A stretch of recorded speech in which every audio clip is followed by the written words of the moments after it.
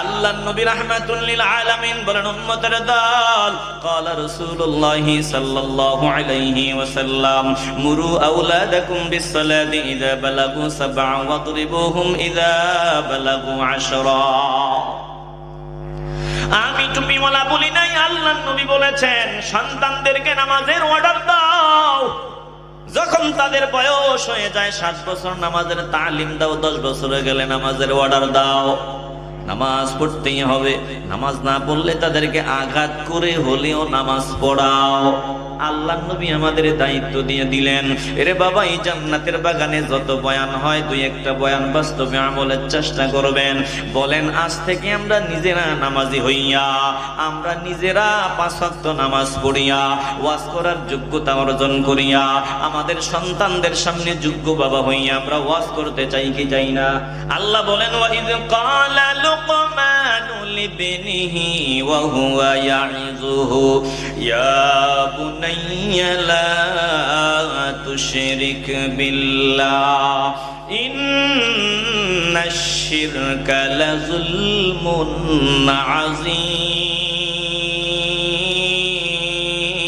আযীম।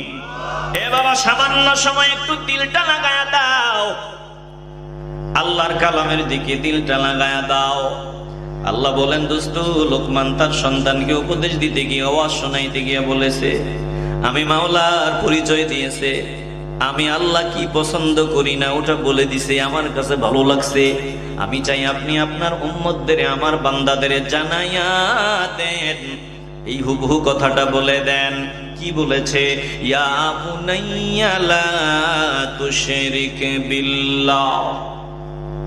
ও কলিজার টুকরা সন্তান, আমরা এমনি এমনি হই না, আমাদেরকে বানানো হয়েছে, আল্লাহ আমাদের বানাইছে। এখন আল্লাহ কি পছন্দ করে না শুনিয়া ল। আল্লাহ বলছেন লা তুশরিক বিল্লাহ, আমার আল্লাহর সাথে শরীক সাব্যস্ত করা যাবে না, অংশীদার বানানো যাবে না, শিরিক করা যাবে না। জানুনি রে সন্তান, ইন্নাশ শিরকা লাযুলমুন আযীম।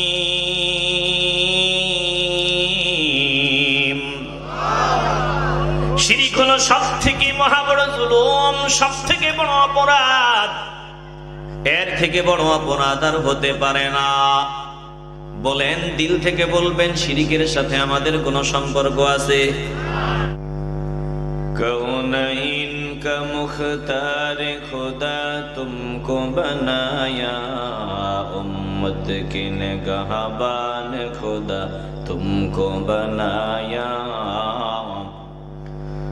उम्मत की निगाहबान खुदा तुमको बनाया। या रब मेरे आँखों में समा जाए मदीना,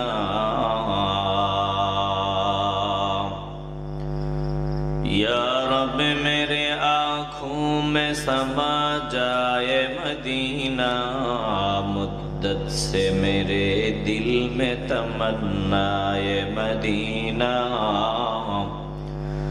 मुद्दत से मेरे दिल में तमन्नाए मदीना।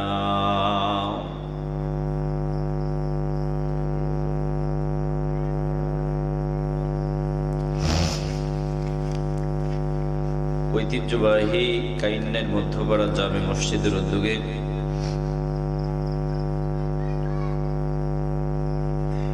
14তম বার্ষিক ওয়াজ মাহফিলের মহতারাম প্রধান অতিথি পীরজাদা হাফেজ কারি মাওলানা শাহ মোহাম্মদ খালিদ বিন নাসের সাহেব, আমিরে সালেক কমিটি ও বর্তমান গদ্দেনিশিন পীর সাহেব ডোবরা দরবার শরীফ, আমার পূর্বে বয়ান করেছেন আপনাদের সবার সুপরিচিত বিশিষ্ট আলেমে দ্বীন উস্তাদুল উলামা হযরত মাওলানা মোহাম্মদ আওয়াবুল্লাহ ইব্রাহিম সাহেব, অধ্যক্ষ পাংশা সিদ্দিকিয়া কামিল মাদ্রাসা পাংশা রাজবাড়ী। জিকির পরিচালনায়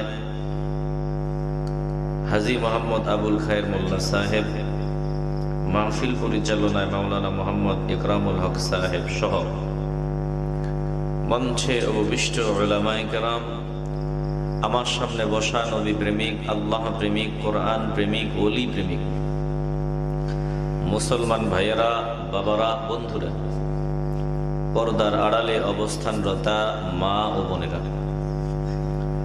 সকলের খেদমতে আবারও আমার আন্তরিক সালাম। আসসালামু আলাইকুম ওয়া রাহমাতুল্লাহি ওয়া বারাকাতুহু।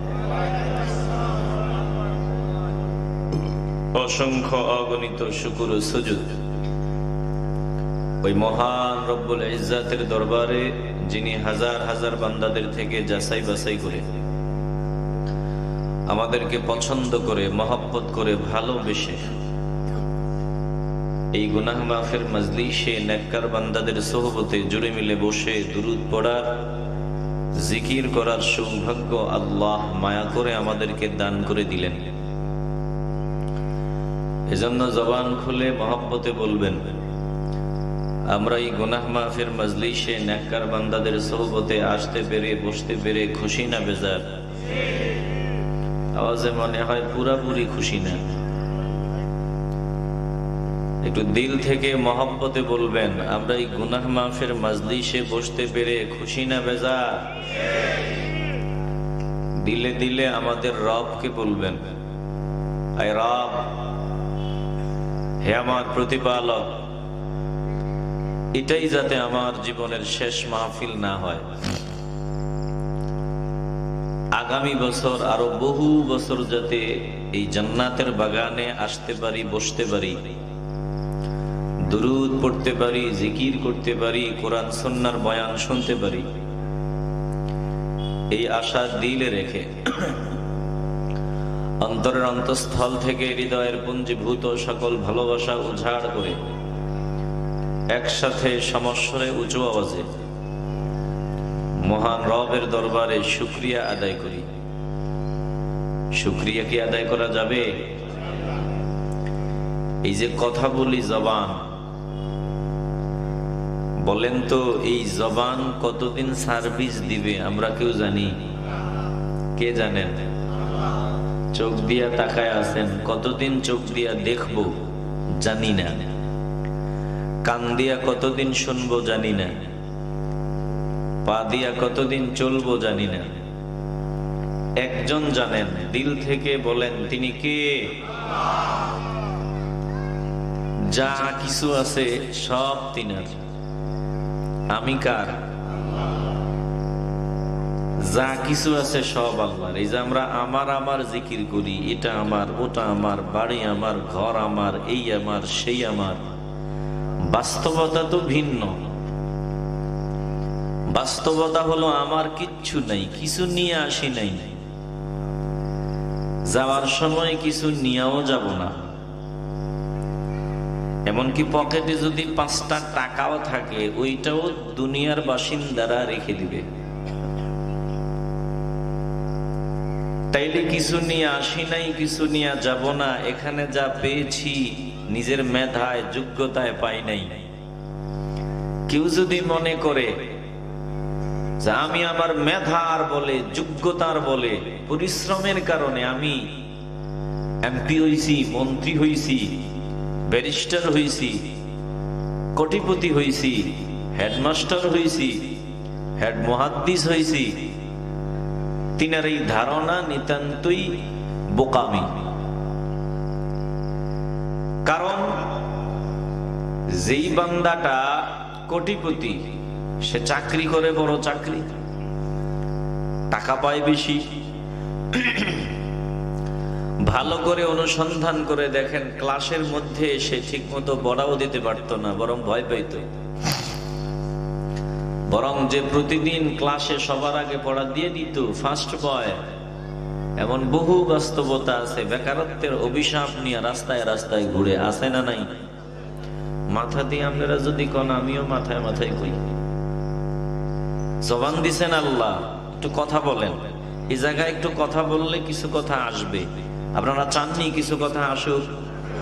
একটু কথা বললেন, হ্যাঁ না বললেন। যেই ছাত্র ক্লাসে প্রতিদিন পড়া পারে না, বরং পিছনের টেবিলে বসে ভয়ে, ওই ছাত্র কোটিপতি। আবার যেই ছাত্র প্রতিদিন পড়া দিত, সবার আগে ক্লাসে আসতো, সে বেকার, চাকরি নাই। এমন বাস্তবতা আমাদের চোখের সামনে আছে না নাই? তাহলে শিক্ষা দিয়ে যদি কোটিপতি হওয়া যাইতো, বহু শিক্ষক, বহু বড় শিক্ষিত বেকার হয়ে রাস্তায় রাস্তায় ঘুরতো না।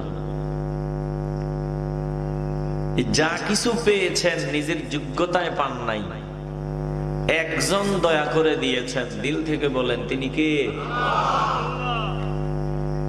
আমরা তো মনে করি আমরা শুধু পাইতেছি পাইতেছি, হইতেছে না। এখানে পাওয়ার কিছু নেই। এই দুনিয়ায় যেদিন আসছি ওদিন থেকেই মাইনাস হওয়া শুরু হয়েছে। আমার সব থেকে বড় পুঁজি হলো হায়াত। এ হায়াত কি বাড়ে না কমে? কথা কয় না। তাহলে মাইনাস হতেছে। আমি আমার ভাইকে হারালাম, আমার দাদা হারালাম, দাদি হারাইলাম, নানি হারাইলাম, মুরব্বীদেরকে হারিয়ে ফেললাম, আপন মানুষ কত যে হারাইলাম, কত যে হারাইলাম। শুধু হারানোর পালা, হারানোর পালা। এ দুনিয়াতে পাওয়ার কিচ্ছু নেই। দিন যত যায় শুধু মাইনাস হয়। কথা কন ঠিক কিনা? আমরা মনে করি আমাদের ফাউন্ডেশন মজবুত করতেছি। ঢাকা শহরে যদি 10 তলা একটা ভবনের মালিক হইতে পারি, দুনিয়ার ফাউন্ডেশন মজবুত হইছে না। যত দিন যায় ফাউন্ডেশন মজবুত হয় না, দুর্বল হয়। চোখের আলো বাড়ে না কমে? কানের শ্রবণ শক্তি বাড়ে না কমে? তা সব তো কমতেছে। কমতে কমতে একদিন দেখবেন জবান দিয়ে আর কথা বের হয় না,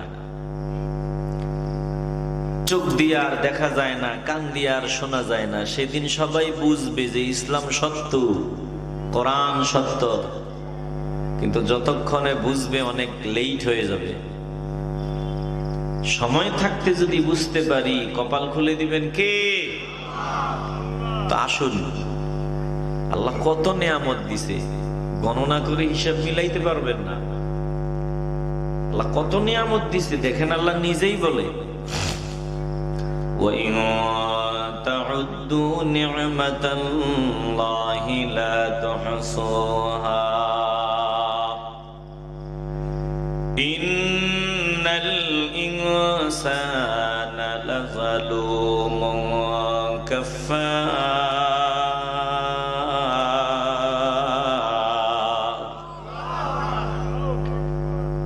আল্লাহ তাআলা বলেন, ও বান্দা বান্দির দল, আমি আল্লাহ তোদেরকে এত নিয়ামত দিলাম, এত নিয়ামত দিলাম।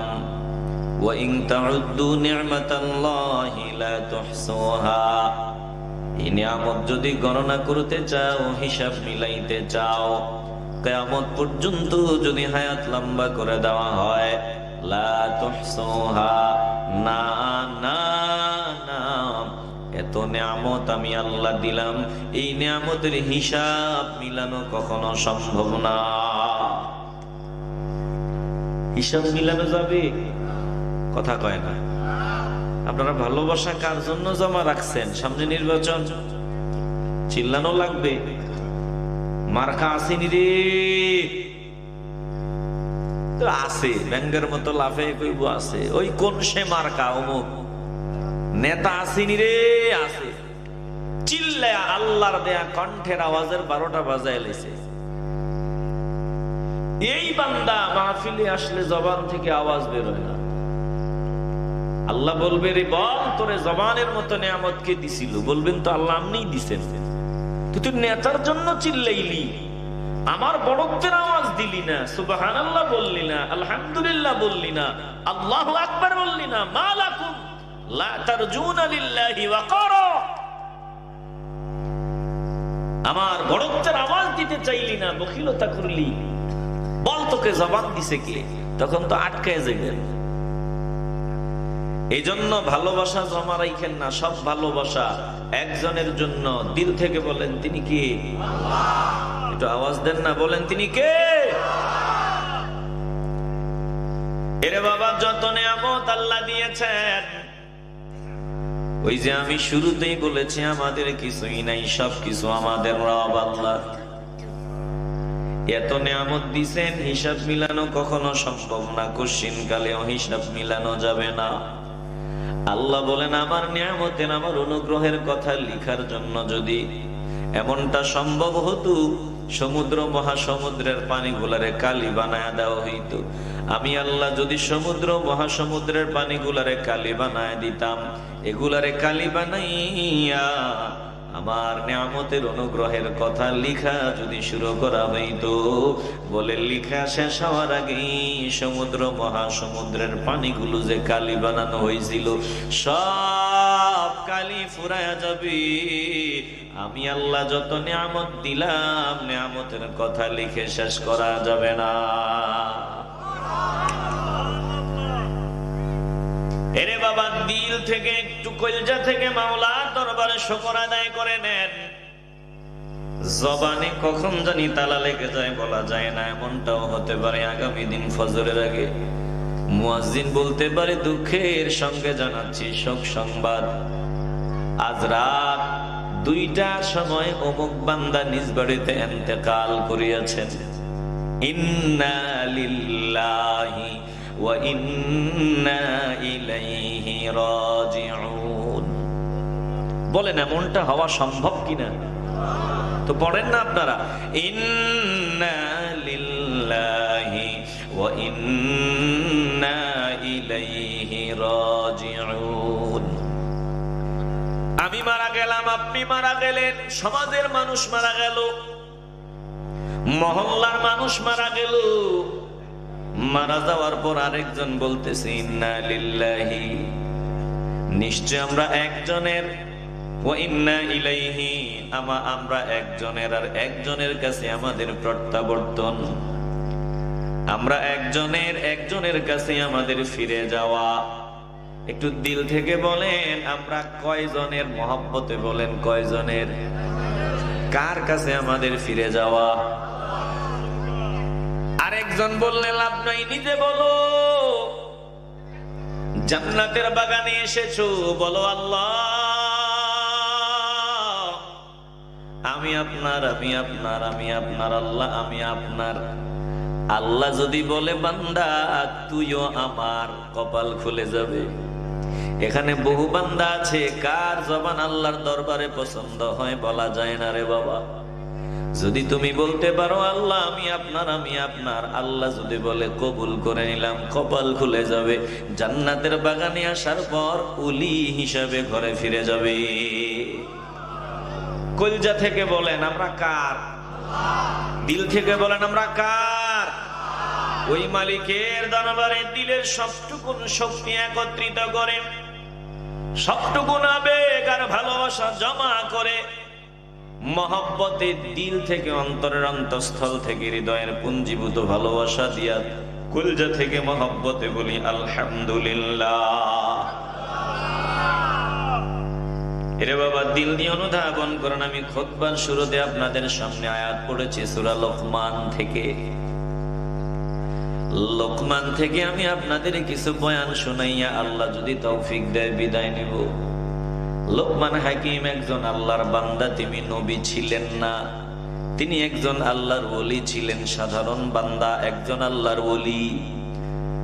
বলে আল্লাহর ওলি হইলেও এত দাম, এত মর্যাদা, মর্যাদা এত উপরে। দেখেন আখিরি জামানার নবী, শেষ নবী, যেই নবীর উসিলায় আল্লাহ আসমান জমিন সৌর জগৎ নবমণ্ডল ভূমণ্ডল গ্রহ নক্ষত্র সব সৃজন করলেন, যেই নবীর মহব্বতে আল্লাহ আমাদের বানাইছেন, ওই রাহমাতুল লিল আলামিন, যিনি নবীদের নবী, সাইয়্যিদুল আম্বিয়া, ইমামুল আম্বিয়া, সব নবীদের নবী, ওই রাহমাতুল লিল আলামিন কেও আল্লাহ তাআলা বলেছেন দোস্ত আপনি তেলাওয়াত করেন। কার নামের সূরা তেলাওয়াত করবেন? বলে লোকমান হাকিমের নামে আমি সূরা দিলাম। লোকমান হাকিমের নামের সূরা আপনি তেলাওয়াত করে আপনার উম্মতদের, আমার বান্দাদের, तमाम দুনিয়ার মানুষদের আপনি শোনায়া দেন। আল্লাহু আকবার বলে। লোকমান হাকিম এমন বান্দা যার কাছে আপনি আপনার মেয়েও বিয়ে দিতে রাজি হবেন না।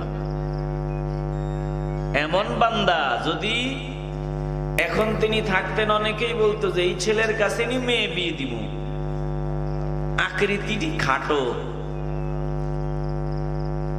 বলেন না একটা স্যাপটা। বুঝেননি বয়ান? বুঝেননি? কথা কয় না, বুঝেননি?